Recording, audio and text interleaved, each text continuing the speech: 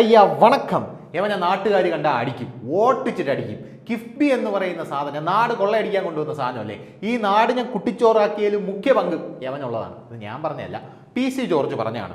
പത്തനംതിട്ടയിൽ BJPയുടെ സ്ഥാനാർത്ഥിയായി PC George മത്സരിക്കാൻ പോകുന്നു എന്ന വലിയ രീതിയിലുള്ള കിംവദന്തികൾ കഴിഞ്ഞ ദിവസം വരെ മാധ്യമങ്ങൾ പലതും പുറത്തുവിട്ടത് നമ്മളെല്ലാവരും കണ്ടതാണ്.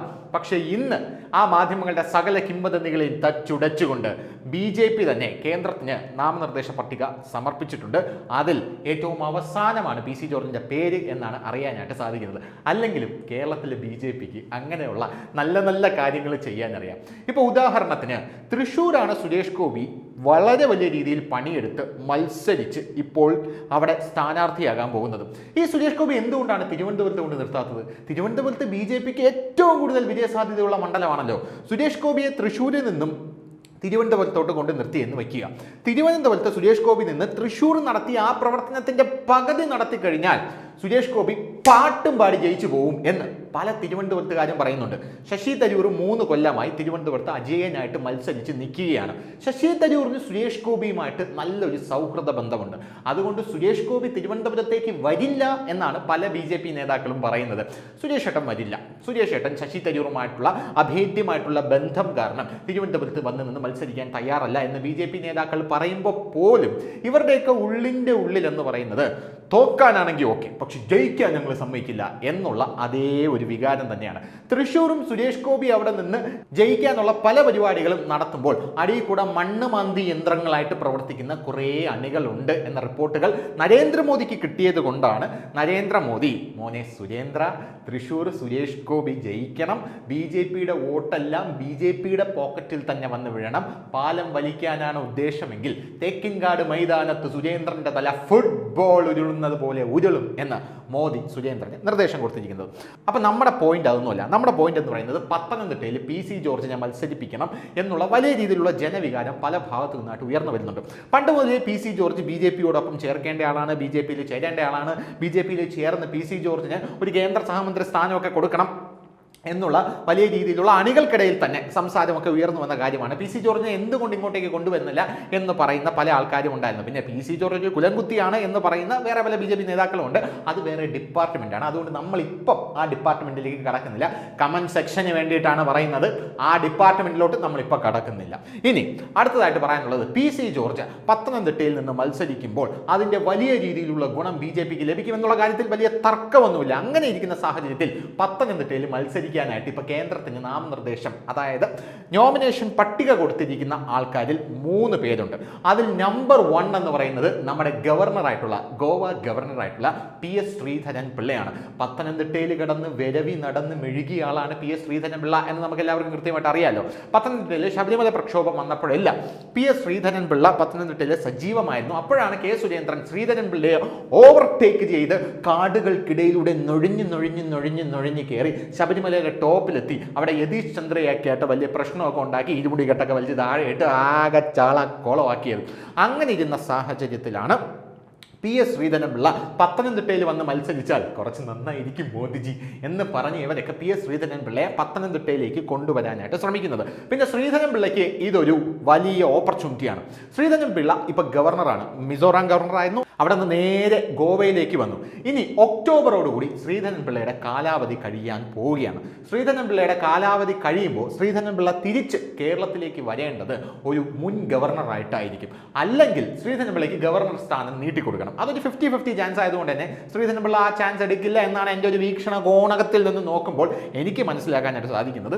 അതുകൊണ്ട് ശ്രീധരൻ പിള്ള ഇങ്ങോട്ടേക്ക് ഈ സമയത്ത് പത്തനംതിട്ട മത്സരിച്ച് ഇവിടെ വീണ്ടും തൻ്റെ രാഷ്ട്രീയ കരിയർ തിരിച്ച് സ്റ്റാർട്ട് ചെയ്യാനുള്ള പരിപാടിയാണ് നോക്കുന്നത്. അതുകൊണ്ട് തന്നെ ഞാൻ ഗവർണർ സ്ഥാനം ഒഴിയാം എന്നുള്ളൊരു സന്നദ്ധത ശ്രീധരൻ പിള്ള കൊടുത്തിട്ടുണ്ട് എന്നാണ് അറിയാനും സാധിക്കുന്നത്.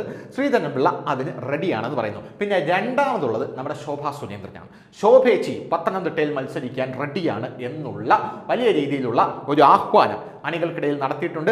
അത് ഒഴുകി ഇപ്പൊ കേന്ദ്ര നേതൃത്വത്തിന്റെ അടുത്തെത്തി നിൽക്കുകയാണ്. 3ാം സ്ഥാനത്താണ് PC ജോർജിന്റെ നോമിനേഷൻ ഉള്ളത്. നോമിനേഷന്റെ ആ പട്ടികയിൽ 3ാം സ്ഥാനത്താണ് PC ജോർജ് എന്നാണ് ഞാൻ പറഞ്ഞു വരുന്നത്. അപ്പോൾ പറഞ്ഞു വരുന്നത് PC ജോർജ് പത്തനംതിട്ടയിൽ മത്സരിച്ചാൽ ഗംഭീരമായിരിക്കും എന്ന് പല അണികൾക്കിടയിലും സംസാരമുണ്ട്. BJPക്കിടയിൽ PC ജോർജ് പത്തനംതിട്ടയിൽ ജയിക്കാനുള്ളൊരു സാധ്യത 50% വെക്കുക. പക്ഷെ പി സി ജോർജ് അവിടെ മത്സരം മുറുക്കും എന്നുള്ള കാര്യത്തിൽ യാതൊരുവിധ തർക്കവുമില്ല. പി സി ജോർജ് അവിടെ വരാൻ പോകുകയാണ് എന്ന് കണ്ടുകൊണ്ട് നമ്മുടെ ആലപ്പുഴ മത്സരിക്കേണ്ട തോമസ് ഐസക്കിനെ തട്ടി തോളി കയറ്റി നമ്മുടെ പിണറായി സഖാവ് നേരെ പത്തനംതിട്ടയിലേക്ക് കൊണ്ട് എക്സ്പോർട്ട് ചെയ്തിട്ടുണ്ട്. പത്തനംതിട്ടയിൽ അരമനകൾ മുഴുവൻ കയറി ഇറങ്ങി നിരങ്ങി മെഴുകുകയാണ് നമ്മുടെ തോമസ് ഐസക് അച്ചായൻ എന്ന് പറയുന്നത്.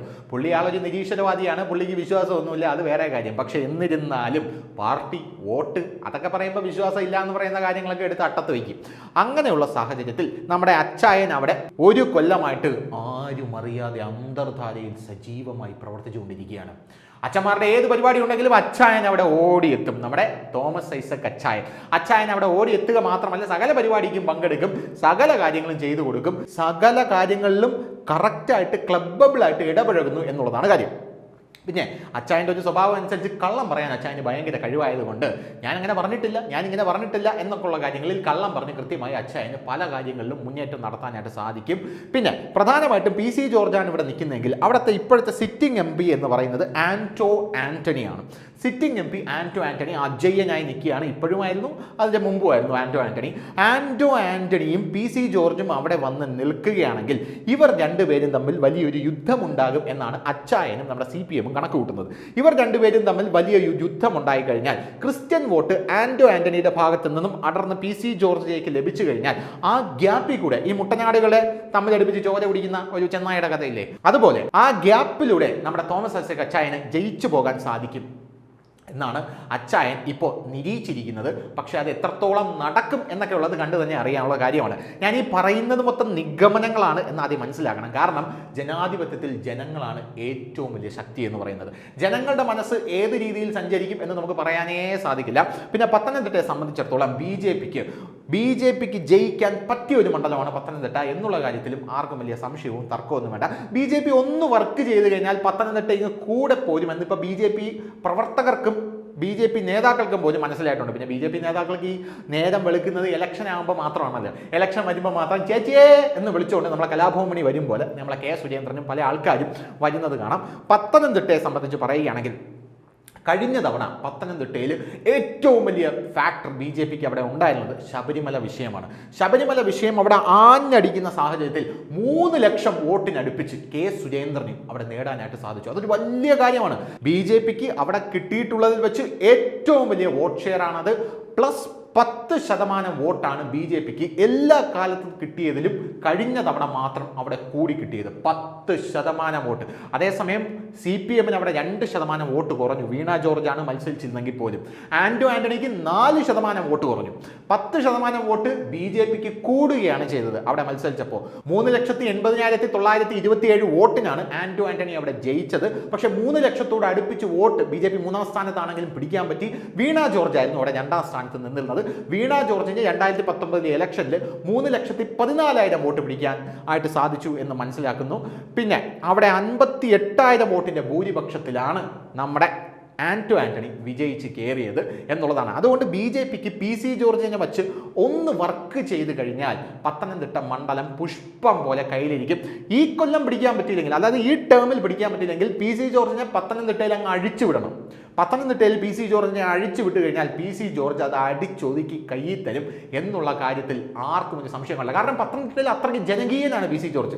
പൂഞ്ഞാറിൽ പി സി ജോർജിന് കൃത്യമായി സ്വാധീനങ്ങളുള്ള വാർഡുകളും കാര്യങ്ങളും ഇപ്പോഴും ഉണ്ട് എന്ന് ആർക്കും വലിയ തർക്കമില്ല. പി സി ജോർജ് മാണി വിഭാഗത്തോട് കലഹിച്ച് അവിടെ നിന്ന് ഭിന്നിച്ച് ഒറ്റയാനായി നിന്ന് മത്സരിച്ച് MLA ആയ ഒരു വ്യക്തിയാണ് പി സി ജോർജ് എന്ന് പറയുന്നത്. അതുമാത്രമല്ല ഈരാറ്റുപേട്ട SDPAയുടെ കൂടാരമായിട്ടുള്ള ഈരാറ്റുപേട്ടയിൽ SDPA വെല്ലുവിളിച്ച് അവർക്കിടയിൽ നെഞ്ചും പിരിച്ച് നടക്കുന്ന ഒരാളാണ് പി സി ജോർജ് എന്ന് പറയുന്നത്. അങ്ങനെയുള്ള പി സി ജോർജിനെ അവരവിടെ സംഘടിതമായി പൂഞ്ഞാർ നിയമസഭാ മണ്ഡലത്തിൽ തോൽപ്പിച്ച ശേഷം പി സി ജോർജിന്റെ ശവപ്പെട്ടി ഉണ്ടാക്കി അതിനു ചുറ്റും നൃത്തം ചെയ്ത ടീമാണ് അവിടെ ഉള്ളത്. എന്നിട്ടും പി സി ജോർജിന് യാതൊരു ഗുലുകമല്ല. പോടാ പുല്ലേ എന്ന് പറഞ്ഞ് പി സി ജോർജ് ഇറങ്ങി നടങ്ങുന്ന ഒരു കാഴ്ചയാണ് നമുക്ക് കാണാനായിട്ട് സാധിക്കുന്നത്. അങ്ങനെയുള്ള പി സി ജോർജ് ഇത്തവണ അവിടെ മത്സരിക്കുമ്പോൾ ആന്റോ ആന്റണി ഉണ്ട്, പത്തനംതിട്ടയിൽ തോമസ് ഐസക് ഉണ്ട്.